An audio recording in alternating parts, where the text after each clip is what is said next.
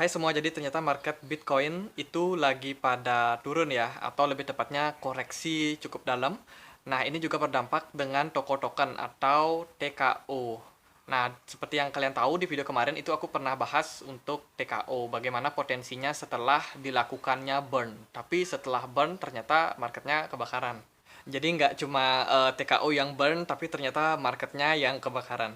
Tapi nggak apa-apa, di video kali ini kita akan bahas lagi bagaimana potensi dan juga prospek dari TKO ini. Apakah masih layak untuk di hold atau kita harus lepas? Dan pertama-tama disclaimer on, video ini bukan rekomendasi ataupun ajakan untuk membeli, tapi lebih tepatnya untuk edukasi. Jadi teman-teman tolong untuk melihat ini sebagai sebuah edukasi dan juga kalian harus melakukan riset kalian sendiri. Karena analisa yang aku lakukan sendiri itu berdasarkan sudut pandangku sendiri dan ini bisa jadi berbeda untuk orang lain juga. Seperti apa pembahasannya? Setelah ini. Oke, sebelum kita masuk ke analisa teknikalnya, di sini aku mau bagikan informasi tentang bagaimana distribusi dari toko token ini sendiri. Oke semuanya, ini adalah coinmarketcaps.com dan kita sudah berada di profilnya TKO atau toko token. Sekarang kita akan coba untuk analisa bagaimana project info dari toko token sendiri. Jadi ini adalah sebuah diagram tentang distribusi dari TKO. Nah, sekarang kita akan lihat nih bagaimana distribusi dari TKO sendiri. Di sini diterangkan kalau 15% itu adalah untuk public sale. Terus juga ada private-nya. Jadi private ini mungkin founder dari TKO sendiri itu punya 1% kepemilikan. Terus ada foundation yang punya 20%, product and marketing punya 17%, partnership and ecosystem itu ada 17%, advisor dan juga mining reward itu 5% totalnya. Kemudian ada community airdrop 10% dan juga tim dari toko kripto itu ada 15%. Nah, apa sih arti dari semua ini? Jadi kalau teman-teman perhatikan, di bagian public sale mungkin bisa digabung juga dengan community airdrop, itu cuma sekitar 25%. Nah, kalau seandainya orang yang hanya melakukan transaksi TKO adalah orang luar atau orang publik, itu artinya pergerakan TKO itu sangat riskan ya, dipengaruhi oleh hanya beberapa orang saja. Karena dari segi perdagangannya, jika seandainya internal mereka melakukan selling untuk TKO, itu pastinya akan berdampak juga sama pergerakan market. Nah, di bawahnya ini ada sebuah roadmap mungkin untuk distribusinya TKO. Jadi, mereka itu sudah punya planning sampai 2026 bahkan. Sampai di bulan April bagaimana distribusi TKO akan distribusikan dengan bertahap.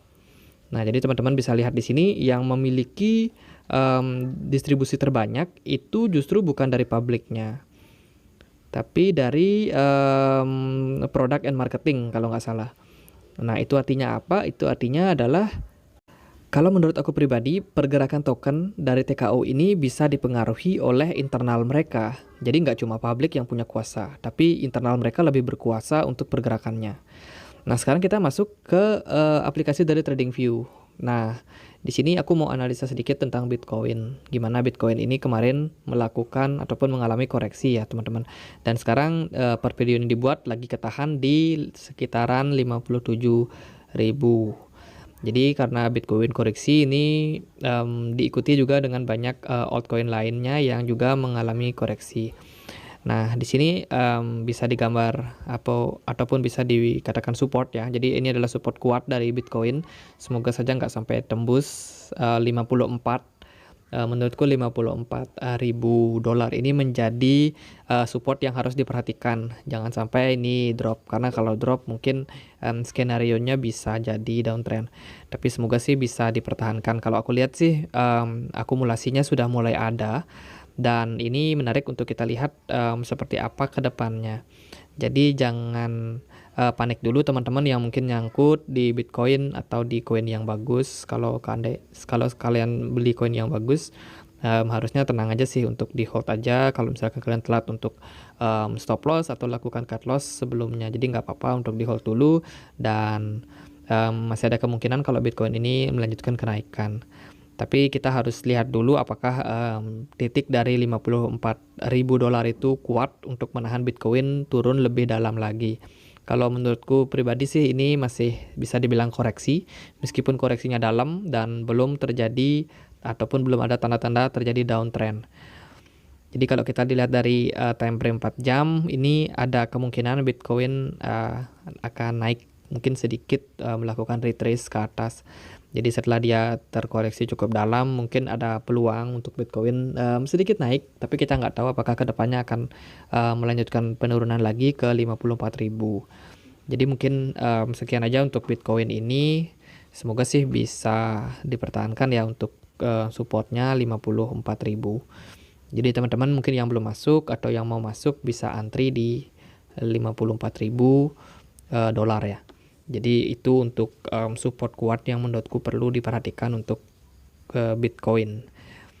Oke, itu tadi Bitcoin. Sekarang kita coba lihat TKO seperti apa sih chart dari TKO saat ini.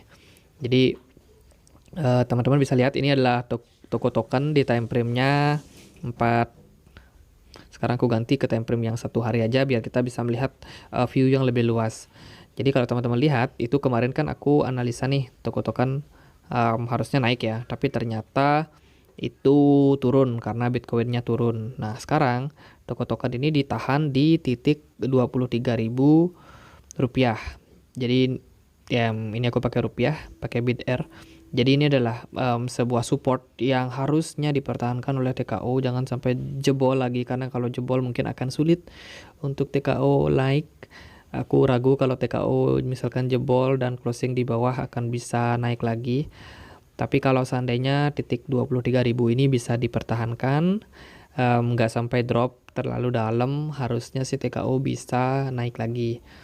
Nah, itu tadi mungkin skenario untuk naik. Tapi kalau seandainya ini jebol, jadi TKO mungkin gagal naik, mungkin para pemegang TKO di publiknya itu pada marah karena koinnya turun, ya bisa aja sih drop lebih dalam lagi. Tapi semoga sih enggak.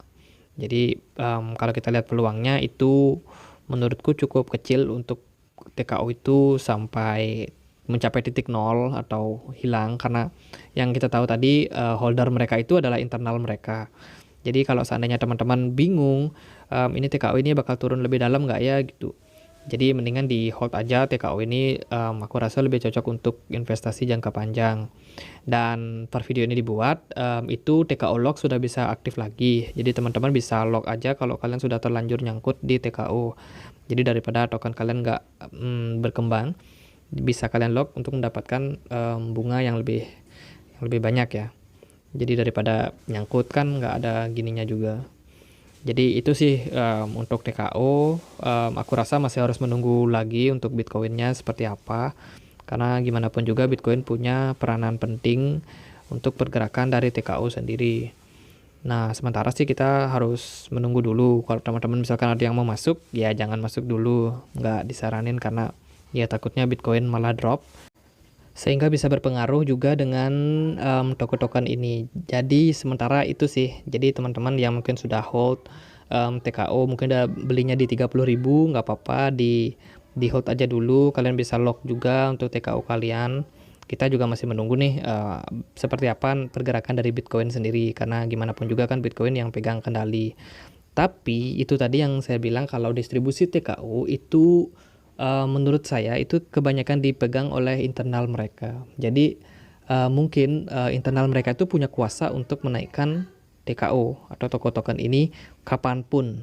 Jadi teman-teman hati-hati kalau misalkan kalian jual terus TKO-nya naik. Oke deh, mungkin sekian aja video kali ini. Teman-teman kalau misalkan butuh teman untuk diskusi ataupun untuk grup diskusi, teman-teman bisa join ya di grup Telegram kami. Linknya aku taruh di kolom deskripsi. Dan kalau kalian mau belajar lebih banyak tentang analisa teknikal, bagaimana caranya scalping, itu aku ada 2 playlist. Teman-teman bisa cek juga di kolom deskripsi. Akhir kata saya Andre, makasih.